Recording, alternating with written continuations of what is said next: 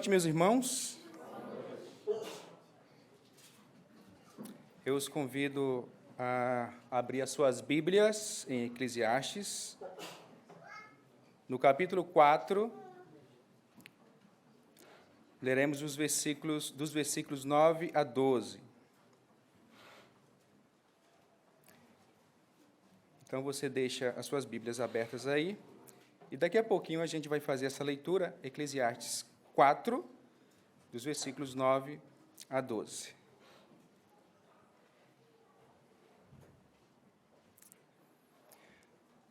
No início deste mês, o meu amigo Efraim, nosso irmão, que se mudou recentemente com a sua esposa Raíssa para São Paulo, me enviou uma mensagem me perguntando se eu estaria interessado em ficar com o fogão dele.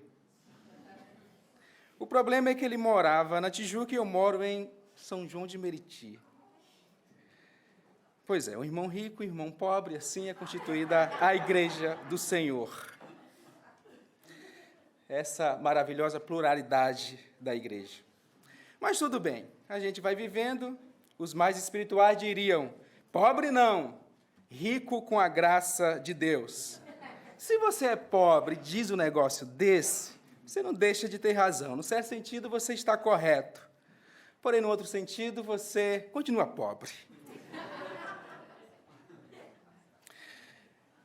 Pois bem, voltando ao fogão, depois de analisar o preço do frete da Tijuca para São João de Meriti, eu percebi que ainda ficaria bastante em conta ficar com o fogão doado pelo nosso querido irmão Efraim. Mas aí outro obstáculo precisaria ser vencido. Quem receberia o fogão lá em casa, uma vez que eu estaria trabalhando? É que eu não moro em condomínio e também não possuo mordomos. Que dureza ser pobre, hein?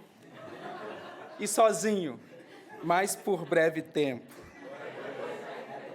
Liguei para a vizinha, dona Adélia, uma senhora bastante simpática, mas ela não estaria em casa naquele dia. Então, quem me salvou mesmo naquele dia foi a dona Valéria, que prontamente se disponibilizou a receber o rapaz do frete.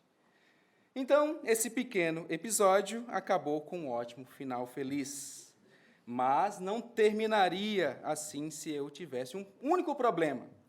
Se eu não tivesse boa relação com os meus vizinhos e se eles se recusassem a me ajudar.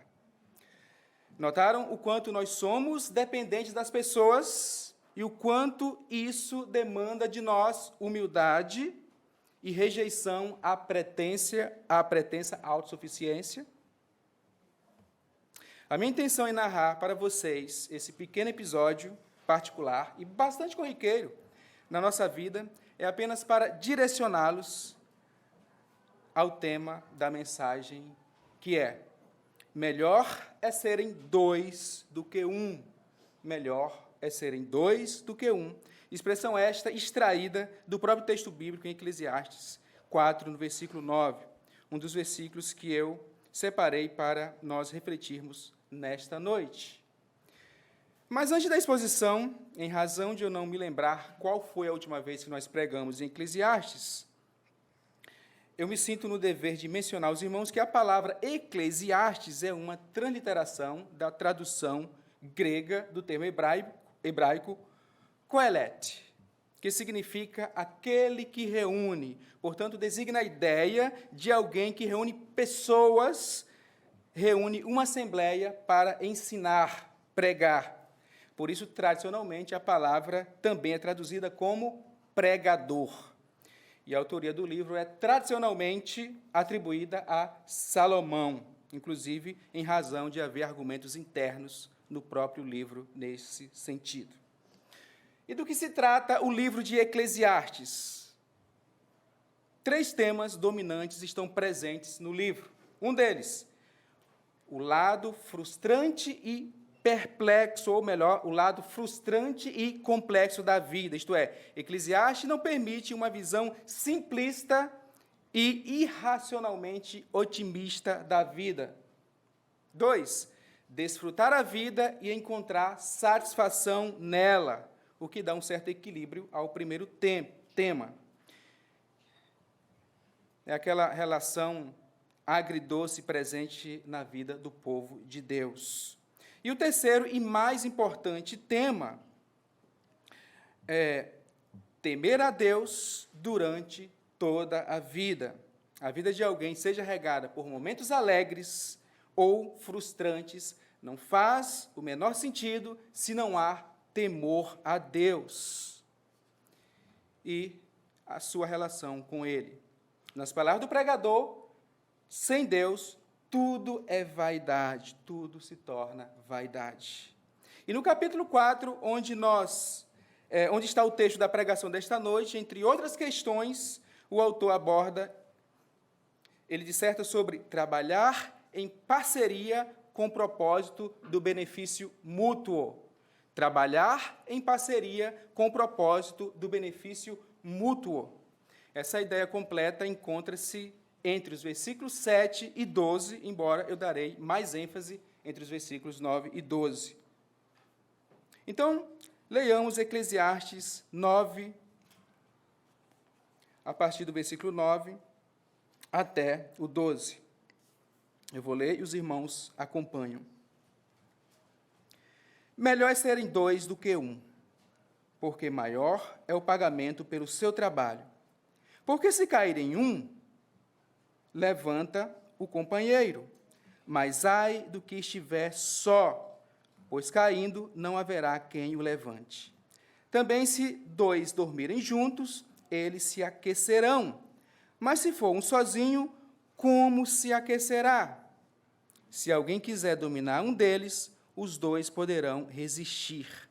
O cordão de 3 dobras não se rompe com facilidade. Esta é a palavra de Deus. Amém. A unidade temática, ou assunto tratado pelo autor relacionado a esta mensagem, começa nos versículos 7 e 8, nos quais o autor aborda sobre uma das vaidades da vida, tema recorrente em todo o livro. Quando ele considera um homem sem ninguém, que não tem filhos, nem irmãos, mas que não cessa de trabalhar, e cujos olhos não se fartam de riquezas. E esse homem tolo não faz a pergunta óbvia, na segunda parte do versículo 8. Para quem estou trabalhando, se não aproveito as coisas boas da vida? A pergunta que deveria questionar a sua motivação em relação ao seu excessivo trabalho e ambição desenfreada. Por isso o autor conclui, também isto é vaidade e enfadonho trabalho. Porque é o que resta para uma pessoa assim. No fundo, a gente tende a pensar que o negócio é ser meramente prático, funcional, dá resultado imediato, então vamos em frente. Triste é a pessoa que vive nesta vida sem fazer boas perguntas, inclusive para si mesmo, para a sua própria alma, e refletir afirmativamente sobre tais perguntas, à luz da palavra de Deus. Perguntas e reflexões afirmativas tais como: por que você está abatido, ó minha alma? Por que se perturba dentro de mim? Espere em Deus, pois ainda o louvarei. A Ele, meu auxílio e Deus meu. Salmo 42, versículo 11. Então, a gente entra no versículo 9, que está escrito: melhor é serem 2 do que 1, porque maior é o pagamento pelo seu trabalho. O que o autor tem em vista nesta afirmação? Ele trabalha com o método do contraste, da comparação simples e da forma mais simples possível, de modo que até uma criança de tenra idade consegue entender. Então, não tem mistério aqui. E como você sabe que o pregador que descreve essa sentença é um hebreu, ele pertence a uma comunidade pactual, em que ele entende que as pessoas dessa comunidade devem amar a Deus sobre todas as coisas e ao seu próximo como a si mesmo. Ele sabe que o ser humano não foi criado para viver sozinho. O ser humano foi criado por um Deus trino e eterno, onde as pessoas da Trindade se amam eterna e mutuamente. O Pai ama o Filho e o Espírito. O Filho ama o Pai e o Espírito ama o Pai e o Filho. e o homem foi criado à imagem de Deus. Portanto, o relacionamento mútuo entre os seres humanos, o companheirismo, é uma dádiva de Deus, é um presente da graça de Deus. Por isso, logo, no início do relato da criação, Deus criou Adão e disse: não é bom que o homem esteja só. Gênesis 2:18. E cria para ele, e a partir dele, uma auxiliadora, uma companheira. E não termina aí. Eles teriam filhos, e a partir daí encheriam toda a terra. Mas por que o autor especifica ou aplica os benefícios do companheirismo à recompensa gerada pelo trabalho? Leamos novamente o versículo 9 e nos atentemos para a segunda parte dele. Melhor é serem dois do que um, segunda parte, porque maior é o pagamento para o seu trabalho. Um comentarista diz o seguinte: o homem sábio buscará empreendimentos cooperativos, ao invés de ceder ao esforço invejoso de ser o primeiro, um esforço que o isola dos demais. E você não deve ler essa afirmação, da segunda parte do versículo 9, limitando-a absolutamente os benefícios do companheirismo somente à recompensa do trabalho profissional. Não, evidentemente, isso se aplica a todos os nossos empreendimentos em geral. Só para citar 2 exemplos. Isso pode ser aplicado a uma reunião de grupo de presbíteros discutindo decisões importantes para apresentá-la à igreja, ou quando eles têm suas ideias saudavelmente desafiadas uns pelos outros, como meio de aprimoramento e evitar desvios. 2, pode ser numa cozinha de uma casa em que você e sua esposa, ou vice-versa, lavam e secam as louças juntos e, ao mesmo tempo, conversam sobre coisas profundas, ou simplesmente se alegram com a companhia um do outro. Assim, o trabalho é mais gratificante quando é realizado por 2 pessoas,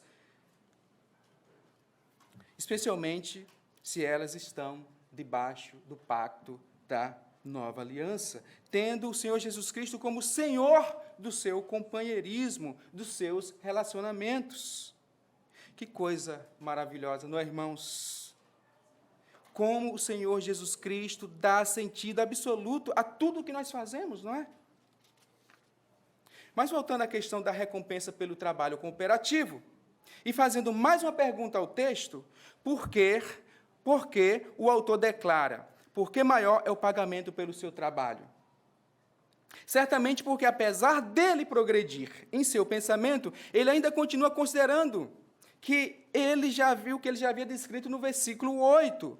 Aquela descrição chocante de um homem extremamente ambicioso que investiu toda a sua vida no trabalho solitário, a fim de obter riquezas, quando, na verdade, ele desconsidera, por exemplo, que quem acha uma boa esposa, ou quem acha uma esposa, acha o bem, receber uma bênção do Senhor. Provérbios 18:22. Ele desconsidera que herança do Senhor são os filhos, o fruto do ventre, seu galardão. Salmo 18:22. Ou melhor, Salmo 127:3. Ele desconsidera ainda que o amigo ama em todo tempo e na angústia nasce o irmão. Provérbios 17, versículo 17. Esses princípios da palavra de Deus são preciosos e indispensáveis para a nossa jornada como povo de Deus. Colocar o seu trabalho excessivo e os seus ditos sonhos, a sua carreira profissional ambiciosa, o seu individualismo em geral, acima desses princípios elementares da palavra de Deus, sejamos honestos. Qual será o pagamento afinal? Eu estou alinhado com o autor desse livro: vaidade e enfadonho trabalho. Irmãos, vocês devem saber qual é a causa última das nossas inversões de prioridade, não é? A causa está na nossa incredulidade, ou que o nosso Senhor Jesus Cristo chamou nos evangelhos de dureza de coração, ou coração endurecido. As nossas preocupações excessivas com as coisas terrenas, até com as coisas legítimas, como trabalho, contas para pagar, escola do filho, cursos e cursos intermináveis. Notem, quando essas preocupações e excessos tomam proporções quase patológicas, elas prejudicam demasiadamente a nossa confiança em Cristo e, consequentemente, a nossa obediência a Ele, inclusive no que se refere à nossa valorização e prática do companheirismo cristão. Porque a tendência é que esses excessos gerem em nós isolamento em relação aos nossos irmãos, que também enfrentam desafios semelhantes. Perdemos muito, irmãos, quando preferimos o isolamento à ajuda mútua no corpo de Cristo. Versículos 10 e 11, por favor, irmãos, se atentem a eles. Porque se cair em um, levanta o companheiro. Mas ai do que estiver só, pois caindo não haverá quem o levante. Também se dois dormirem juntos, eles se aquecerão. Mas se for um sozinho, como se aquecerá?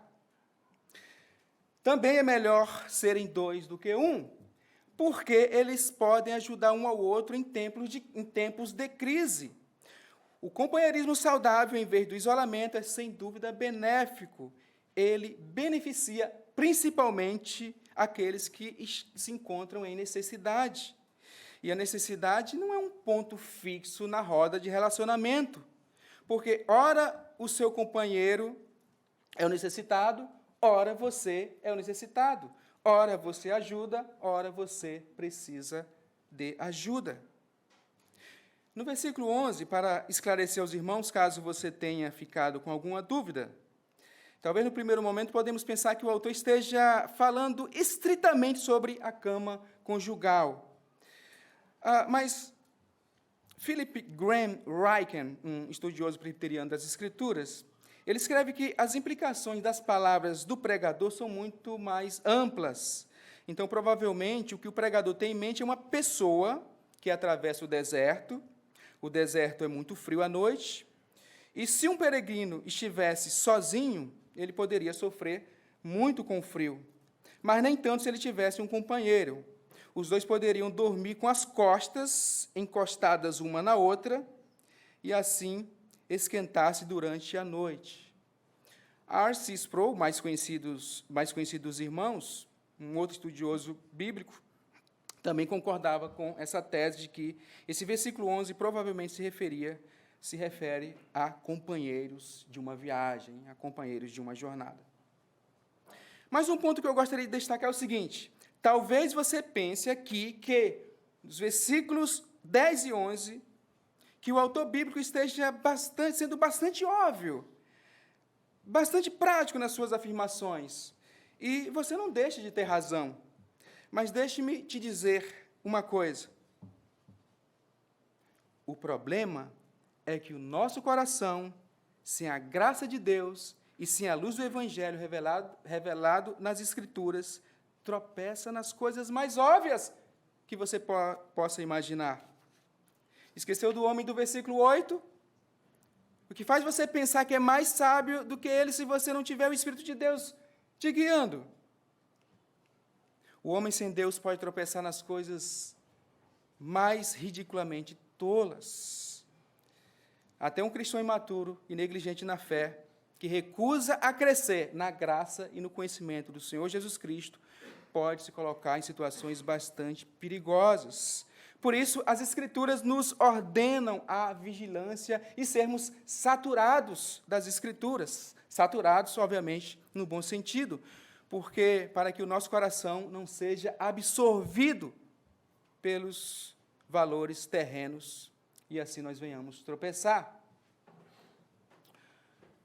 A nossa jornada, irmãos, é cheia de perigos e nós não conseguimos ser bem-sucedidos nela sem contar com a comunhão dos santos, sem a ajuda, sem o socorro, sem os conselhos, até mesmo sem as correções uns dos outros.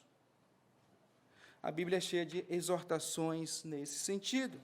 Levem as cargas uns dos outros e assim estarão cumprindo a lei de Cristo. Gálatas 6:2. Console uns aos outros com estas palavras. 1 aos Tessalonicenses 4:18. Paulo se referia à volta de Cristo e à morada eterna com ele, no contexto em que a igreja de Tessalônica sofria perseguição. Eles deveriam consolar uns aos outros com a esperança triunfante da volta de Cristo. Ensine e aconselhe uns aos outros com toda a sabedoria. Colossenses 3:16. Não podemos restringir esses preciosos ensinamentos apenas aos encontros formais dominicais. Esses princípios podem ser praticados informalmente na convivência da camaradagem cristã. Por exemplo, numa relação de amizade entre dois casais cristãos diante de uma mesa, num passeio, ou em situações mais intencionais, quando um casal mais jovem, na fé, busca aconselhamento a um casal mais maduro, mais experiente na fé. São N as possibilidades. Versículo 12, que está escrito o seguinte: se alguém quiser dominar um deles, os dois poderão resistir. O cordão de 3 dobras não se rompe com facilidade. Esses versículos mostram o grande valor da pluralidade. Isto é, mais de um ou mesmo 2 em oposição a ficar sozinho, trabalhar ou empreender sozinho. A boa companhia é encorajadora em todos os sentidos, e essa expressão, cordão de 3 dobras, era bastante conhecido no antigo Oriente Próximo, e pode-se aplicar a ideia de um companheiro encorajando o outro num período antecedente a uma batalha, a fim de aumentar a chance deles saírem vitoriosos contra os seus inimigos. Espiritualmente, nós não estamos em situações diferentes, irmãos. Lutero, já citado 3 vezes hoje ao longo dos cultos, fazendo alusão a essa ideia de companheirismo, ele narrou uma pequena história, provavelmente fictícia. Ele escreveu o seguinte: um certo pai sábio, quando estava prestes a morrer, ordenou que seus filhos estivessem presentes. Ele lhes deu um feixe de gravetos para quebrarem. Embora não conseguissem quebrar todos os gravetos ao mesmo tempo, ele os quebraram individualmente. Desta forma, ele ensinou seus filhos que suas riquezas estariam seguras se eles estivessem em concórdia uns com os outros e se mutuamente se ajudassem. Pois, por meio da concórdia, as coisas pequenas crescem, mas, por meio da discórdia, elas são dispersas, reduzidas a nada. Não é verdade? Um único fio é muito mais fácil de ser quebrado. Mas vários fios, por menor que seja a espessura deles, ficam muito mais fortes, formando aquele cordão. Recentemente, nós pregamos uma série em Efésios, capítulo 6, entre os versículos 10 a 20, em que nós temos descrito a metáfora sobre a armadura de Deus, as peças que o Senhor dispõe para usarmos na nossa batalha espiritual.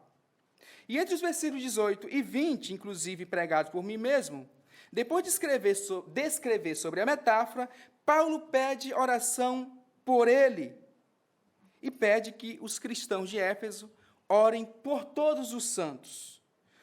Portanto, irmãos, não se vive a fé cristã como um cordão de uma única dobra. O Senhor determina que nós caminhemos com outros peregrinos na mesma jornada, orando uns pelos outros, aconselhando uns aos outros, ajudando uns aos outros em geral.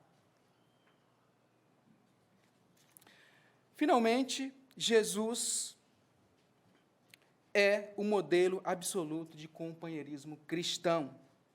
Meus irmãos, vocês sabem que Jesus é modelo para todas as áreas da nossa vida, e não é diferente para o companheirismo cristão.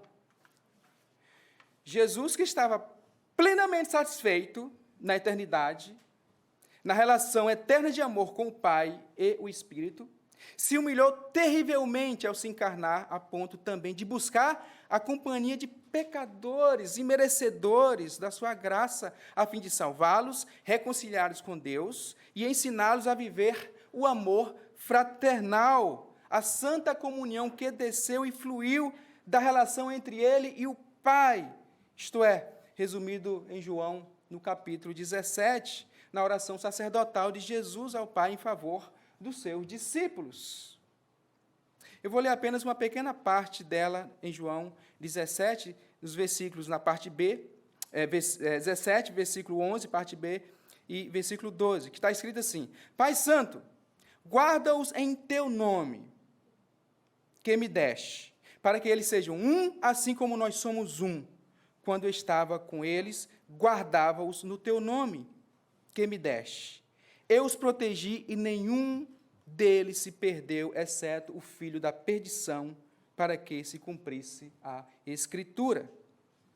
Então, vocês notem que Jesus fez o papel do irmão mais velho que Caim não fez, que o irmão mais velho os irmãos mais velhos de José não fez, que o irmão mais velho da história do filho pródigo não fez. Mas qual o papel? O de protetor, cuidador, pastor. E Jesus fez isso dando a própria vida pelos seus discípulos, do passado, do presente e do futuro.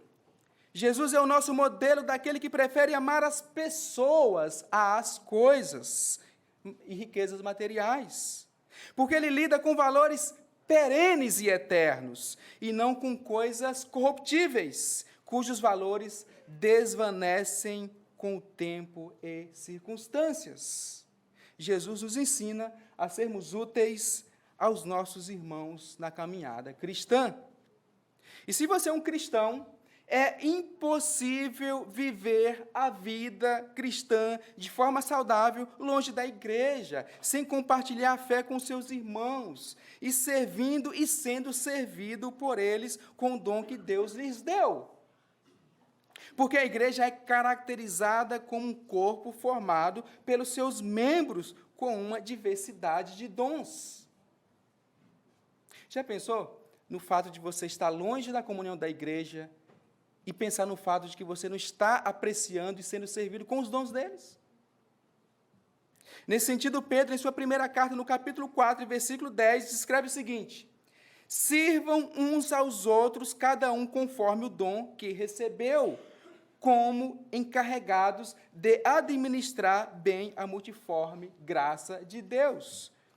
Se Deus permitir, o pastor Maurício vai chegar a esse capítulo na série que ele está pregando. Mas, para finalizar o meu comentário, eu devo dizer que o companheirismo cristão demanda de nós estarmos atentos às necessidades uns dos outros, em todos os sentidos, principalmente no cuidado espiritual uns dos outros, que tem a ver com discipulado cristão. Bem, você já deve ter notado que ao longo da mensagem eu fiz algumas aplicações, mas eu gostaria de fazer uma última, que é destinada diretamente às irmãs, mas com implicações para os irmãos. Queridas irmãs, eu falo a todas, inclusive às mais novas, as mais jovens. Que tipo de sonho você tem nutrido em seu coração? Você idolatra a sua carreira dos sonhos? A sua independência financeira? No seu coração, as palavras feministas e tolas, eu não quero depender de homem nenhum, encontra alguma ressonância no seu coração?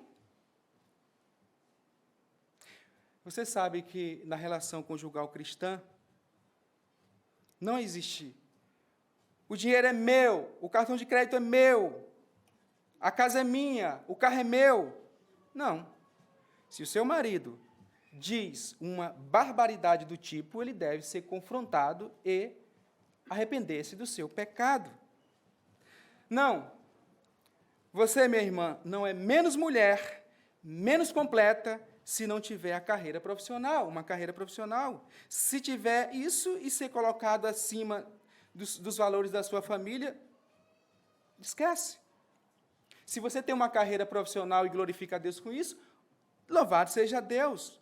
Mas se não tiver, Deus é louvado e a sua família muito abençoada, se você cumpre bem no Senhor o seu papel apenas como esposa e mãe. Então, embora eu esteja falando diretamente às irmãs, é claro que o cabra que está ouvindo essa mensagem, a vida dele está em jogo. Você está sendo filmado. Estamos de olho em você. Melhor é serem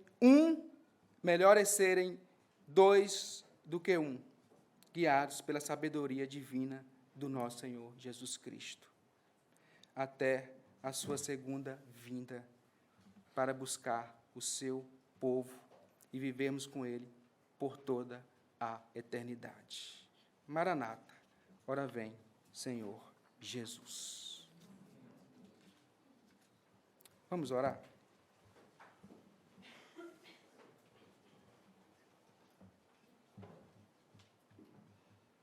Senhor bendito Pai, ajuda-nos, ó Deus, a compreender de fato o valor da fraternidade cristã, do companheirismo cristão, da camaradagem cristã, da relação recíproca, mútua, na sua igreja, Senhor.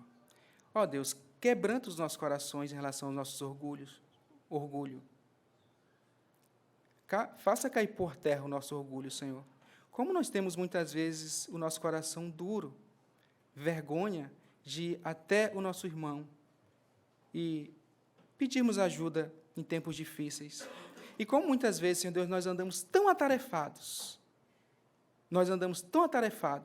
a ponto de negligenciar a ajuda que devemos prestar aos nossos irmãos. Senhor, livra-nos de uma ideia religiosamente fria, formalista, mas dar-nos, Senhor Deus, capacidade de vivermos a vida cristã como um todo, inclusive naqueles momentos informais, simples e corriqueiro da nossa vida. Abençoa-nos, ó Deus, com a tua graça bendita. Ajuda-nos, ó Deus, a olharmos para Cristo, que foi o nosso modelo perfeito de companheiro fiel. Assim nós oramos no nome de Jesus. Amém.